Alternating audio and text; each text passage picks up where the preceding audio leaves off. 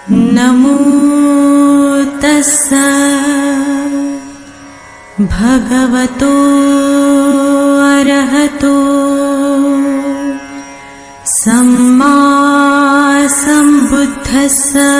नमोदय साथियों, युग कोई भी हो, समाज कोई भी हो, हर युग में चमचों और सामाजिक गद्दारों का राज रहा है और ये कायम रहा है। और इसकी कहानियां धार्मिक ग्रंथों में मिलती हैं।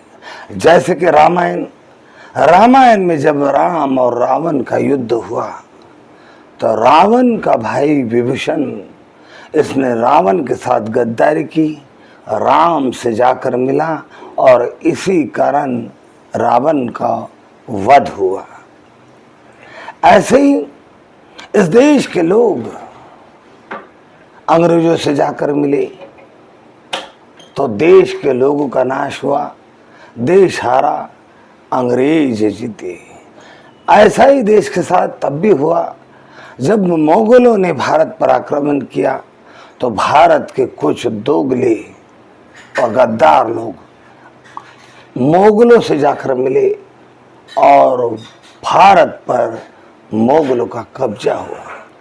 आज भारत पर मनोवादियों का कब्जा है, जातिवादियों का कब्जा है। और ये कब्जा इसलिए है कि भारत के अल्पसंख्यक धर्म जैसे कि जैन, सिख, ईसाई, मुसलमान, इन अल्पसंख्यक धर्मों को में कुछ समाज के गद्दार है जो जाकर इन मधुवादियों के पक्ष में जाते हैं, पार्टियों में जाते हैं और समाज से गद्दारी कर कर समाज का भला करने की बजाय अपना भला करने के लिए इन मनुवादी जातिवादी पार्टियों से जाते हैं, उनके सिद्धांत अपनाते हैं, समाज को बेवकूफ़ बनाते हैं, ठगते हैं, समाज को अपने जाल में फंसाकर वोट पाते हैं, वोट दिलाते हैं और मनोवादियों का राज इस देश पर आते रहता है। अल्पसंख्यक धर्मों में ऐसे समाज के गद्दार बहुत है, लेकिन क्या कभी सोचा था कि जो बहुजन समाज मानसिक और जातियों के कारण इन मनोवादियों का गुलाम है और इसके लिए महापुरुषों ने बहुत से आंदोलन किए, बहुत सी लड़ाई लड़ी और इनसे कहा संगठित हो जाओ और संघर्ष करो। तो आज भी बहुजन दलित संघर्ष तो कर रहा है, धार्मिक संघर्ष कर रहा है, राजनीतिक संघर्ष कर रहा है, लेकिन इन दोनों संघर्षों के बीच उसका अपना भाई जो समाज का दलाल बन रहा है, गद्दार बन रहा है, वो जाकर मनोवादियों के हाथ थाम रहा है और समाज को झांसा देकर, समाज को बरगलाकर, समाज के वोट इन राजनीतिक पार्टियों में दे रहा है। ऐसा बहुजन और दलित समाज में अधिकतर होते आया है। डॉक्टर बाबा साहब अम्बेडकर जो दलितों के मुक्ति के लड़ाई के नायक थे, बहुजन और नारियों के मुक्ति के लड़ाई के नायक थे, उनके साथ भी दलितों ने ऐसा किया। डॉक्टर बाबा साहब अम्बेडकर को छोड़कर मनुवादी कांग्रेस और गांधी जी के पार्टी से जाकर मिले, उन्होंने उनको टिकट दी, बाबा साहब के सामने खड़े रहे, उन्हें कांग्रेस और गांधी जिताते रहे, डॉक्टर बाबा साहब अम्बेडकर को हराते रहे। आज भी यही हो रहा है। दलित समाज, बहुजन समाज के कई गद्दार ये जानते हुए भी मनवाद हम पर हावी है, हम सामाजिक, राजनीतिक, शैक्षणिक गुलाम हैं, फिर भी उनके पास जाता है, उनका दलाल बनता है, उनका चमचा बनता है, उनके हाथ थामता है, उनकी वाहवाही अपने स्वयं के समाज में आकर करता है और समाज के वोट बटोर कर उन्हीं को ता पर बिठा देता है। फिर 5 साल, 10 साल, 25 साल समाज को जो भुगत रहा होता है, समाज भुगतते ही रहता है।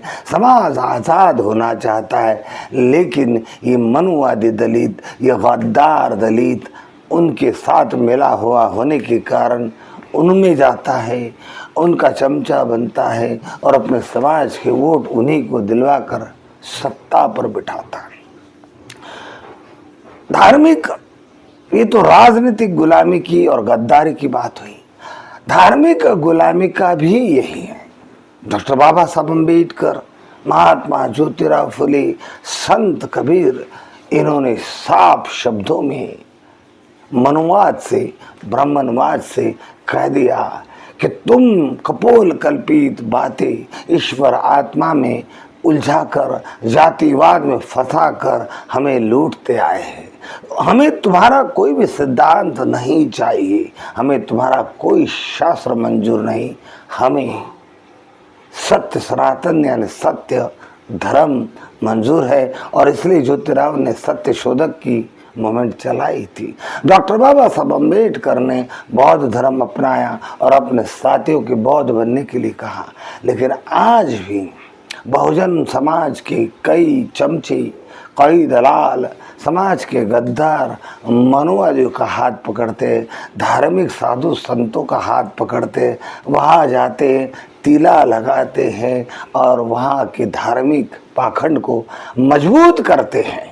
तो ऐसे गद्दारों के साथ क्या किया जाए, इनका इल्ज़ाम क्या हो, इनका अंजाम क्या हो, इस पर एक छोटा सा 3 मिनट का एक वीडियो मैं दिखाना चाहता हूं। और किसी प्रोड्यूसर ने बनाया है और मुझे व्हाट्सएप के जरिए मिला है। उसको ध्यान से अगर सुनेगा, देखेगा तो आपको समझ में आएगा। और यही कहना चाहता हूं कि काशीराम जी ने भी इसी बात को लेकर चमचागिरी नाम का किताब लिखा था। तो ये गद्दार हर युग में है और गद्दारी करते आए हैं और गद्दारी करते रहेंगे। समाज इनसे जागरूक होना चाहिए। तो आइए इन गद्दारों का अंजाम क्या होना चाहिए, इस छोटे से वीडियो के क्लिप्स के माध्यम से आप जान पाओगे। में इसको शेयर जरूर करना। किस्सा यह है कि सुल्तान महमूद गजनवी रहमतुल्लाह अलैह के पास एक शिकारी आया। उसके हाथ में एक चकोर था। चकोर एक परिंदे का नाम है जिसका फोटो आप देख रहे हैं। जिसका एक पांव नहीं था, वो लंगड़ा चकोर था। सुल्तान ने जब उसको देखा तो सुल्तान को वो चकोर बहुत पसंद आया। तो सुल्तान ने उसकी कीमत पूछी तो शिकारी ने उसकी कीमत बहुत बताई, यानी बहुत महंगी कीमत बताई। सुल्तान हैरान हुआ और शिकारी से कहा कि भाई ये तो लंगड़ा है, इसका एक पांव भी नहीं है, इसमें ऐब है, तुम इसकी इतनी कीमत क्यों बता रहे हो, इसको इतना महंगा क्यों बता रहे हो। तो शिकारी ने जवाब दिया, सुल्तान ये चकोर में एक खास बात है, वो मैं आपको बताता हूं। देखिए सुल्तान, मैं जब भी शिकार पर जाता हूं तो इस चकोर को साथ में लेकर जाता हूं और इसको जाल से बांध देता हूं। और ये चकोर अजीब अजीब आवाजें निकालता है, कभी रोने की आवाज, कभी हंसने की आवाज, कभी गम की आवाज, कभी दर्द भरे आवाज।